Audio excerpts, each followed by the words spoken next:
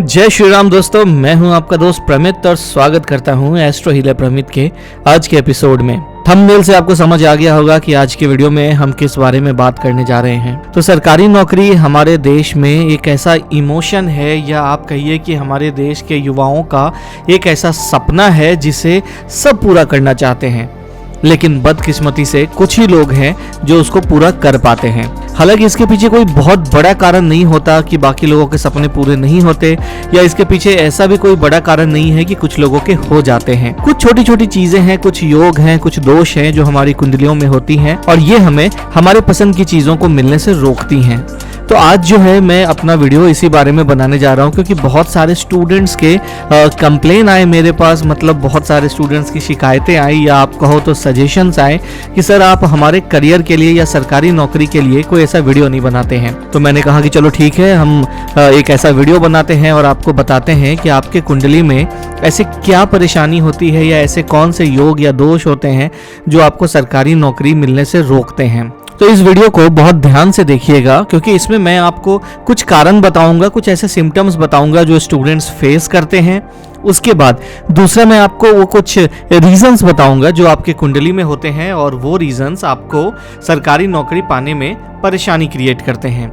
और तीसरा मैं आपको थोड़े बहुत उपाय बताऊंगा। लेकिन हाँ दोस्तों, मैं एक चीज़ आपको फिर भी बता दूं कि अगर आपका सपना इतना बड़ा है, आपको सरकारी नौकरी पानी है, तो कहीं ना कहीं आपके कुंडली का एक एक्सपर्ट एनालिसिस कराना बहुत ज़्यादा ज़रूरी है। तो आप हमारे दिए गए नंबर पे बात करके अपनी कुंडली का एक्सपर्ट एनालिसिस करा सकते हैं, एक कंसल्टेशन बुक कर सकते हैं, और हाँ, ये कम्प्लीटली अपॉइंटमेंट बेस्ड होगा। तो आपको दिए गए नंबर पर बात करनी है, अपना एक अपॉइंटमेंट लेना है, और आप हमसे बात करके अपनी कुंडली का एक्सपर्ट एनालिसिस करा सकते हैं। तो चलिए शुरू करते हैं वीडियो को। तो सबसे पहले कुछ चीजें जो मुझे स्टूडेंट से सुनने मिली, या लोगों ने मेरे पास कंप्लेन की कि हम बार बार कोशिश करते हैं लेकिन बहुत थोड़े थोड़े नंबर से रह जाते हैं, हमारा जो एग्जाम है वो क्लियर नहीं हो पाता। दूसरा ऐसा है कि कुछ लोगों ने कहा कि हमने बहुत सारे अटेम्प्ट दिए हैं लेकिन कहीं भी हमारा सिलेक्शन ही नहीं हो पा रहा। रिटन क्लियर हो जाता है तो मेंस में रुक जाते हैं, मेंस क्लियर हो जाता है तो इंटरव्यू में रह जाते हैं, बहुत 1 नंबर 2 नंबर 4 नंबर से हमारी चीज़ें छूट जाती हैं। तो ऐसी क्या परेशानी है? हम तो दिन रात मेहनत कर रहे हैं, मॉक टेस्ट में हम हमेशा अव्वल आते हैं, मॉक टेस्ट हमेशा क्लियर हो जाता है, लेकिन जब हम ओरिजिनल एग्जाम देते हैं, टेस्ट देते हैं, तो वहाँ पे कुछ भी नहीं होता। तो यही बहुत छोटी सी परेशानी है। तो मैंने जब कुंडली की एनालिसिस की ऐसे लोगों की, तो मैंने बहुत छोटी छोटी चीज़ें देखी जिनको अगर ठीक कर दिया जाए या जिन पे थोड़ा सा वर्कआउट किया जाए तो ये परेशानी आसानी से दूर हो सकती है। तो अब मैं आपको बताता हूँ कि आपके कुंडली में ऐसे क्या रीज़न होते हैं जो आपको सरकारी नौकरी पाने से रोकते हैं। तो आप सबसे पहले अपनी पत्रिका ले लीजिए, और हाँ, इसको समझने के लिए आपके पास एस्ट्रोलॉजी का, ज्योतिष का एक बेसिक नॉलेज होना बहुत ज़्यादा ज़रूरी है, क्योंकि उसके बिना आप खुद एनालाइज नहीं कर पाएंगे। और मैं एक बार फिर से बता दूं, अगर आप खुद से नहीं समझ सकते हैं तो स्क्रीन पे हमारा नंबर डिस्प्ले हो रहा है, वहाँ पे आप बात करके एक कंसल्टेशन बुक करके एक्सपर्ट एडवाइस ले सकते हैं। तो चलिए बात करते हैं कुंडली में इन कारणों के। तो कुंडली में मैं आपको बताऊं कि जो कुंडली का छठा भाव होता है, 6th हाउस जो है, वो हाउस ऑफ कंपटीशन को दर्शाता है कि आप कंपटीशन क्लियर कर सकते हैं, नहीं कर सकते हैं, या up to what level you can go. तो हमें सबसे पहले जो 6th हाउस लॉर्ड हैं उनकी पोजीशनिंग देखनी है कि कहीं 6th हाउस के जो लॉर्ड हैं वो नीच के तो नहीं हो गए हैं या अस्त तो नहीं है, ये आपको सबसे पहले देखना है। उसके बाद दूसरी चीज आपको देखना है कि सरकारी नौकरी चाहिए तो उसके जो सिग्निफिकेटर हैं, उसके जो कारक है, वो है सूर्यदेव। तो आपकी कुंडली में सूर्यदेव की क्या स्थिति है, क्या पोजीशन है? क्या सूर्यदेव कारक हैं और कमजोर हैं, या किसी मारक प्लैनेट के साथ बैठे हैं? क्योंकि अगर वो कमजोर हैं और किसी पावरफुल मारक प्लैनेट के साथ बैठे हैं तो भी उनकी एनर्जी जो है वो नेगेटिव हो जाएगी। तो ये दूसरी चीज देखनी है। उसके बाद आपको देखना है कि क्या आपकी कुंडली में सूर्य जो है वो मारक बैठे हैं। अगर मारक हैं तो भी वो परेशानी देंगे।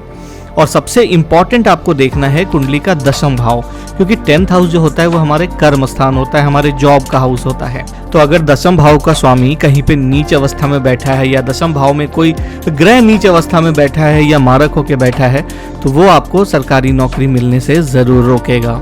तो ये जो थोड़े बहुत पैरामीटर मैंने बताए, अगर आप इतना भी समझ जाओ तो आप अपने रास्ते के जो कांटे हैं, जो हर्डल्स है, जो रुकावटें हैं, उसको खुद दूर कर सकते हैं। तो चलिए, ये तो बात हो गई परेशानियों की। अब हम बात करते हैं सॉल्यूशन की, क्योंकि जिसके लिए मैं ये वीडियो बना रहा हूं, तो मैं आशा करता हूं कि आपको वीडियो जरूर पसंद आएगा। तो वीडियो को आगे बढ़ाने से पहले आप सबसे पहले नीचे जो सब्सक्राइब का बटन है उसको दबा दीजिए, सो दैट मेरे इन्फॉर्मेटिव वीडियोस आपके पास हमेशा पहुंचते रहें। तो चलिए अब रेमेडी की बात करते हैं।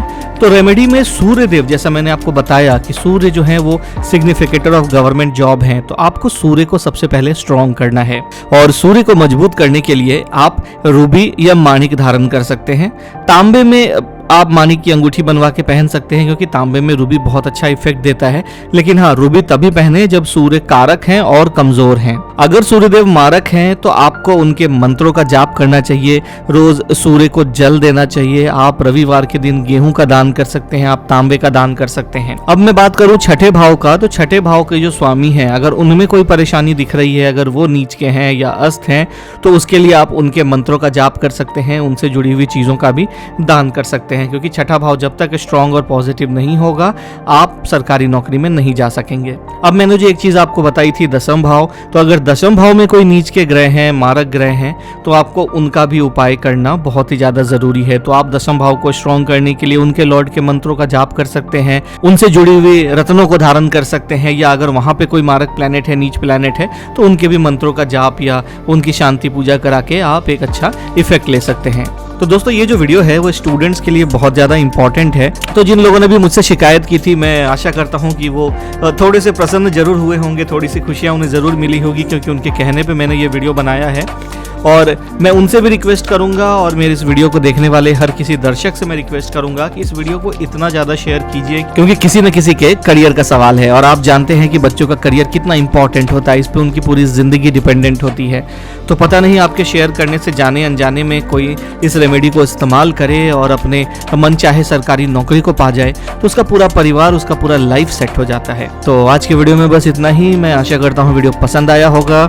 अगर पसंद आया है तो इसको जल्दी से जल्दी लाइक कीजिए, दोस्तों रिश्तेदारों के साथ शेयर कीजिए, और हमारे इस चैनल को सब्सक्राइब कीजिए। तो फिर मिलते हैं अगले वीडियो में। जय श्री राम।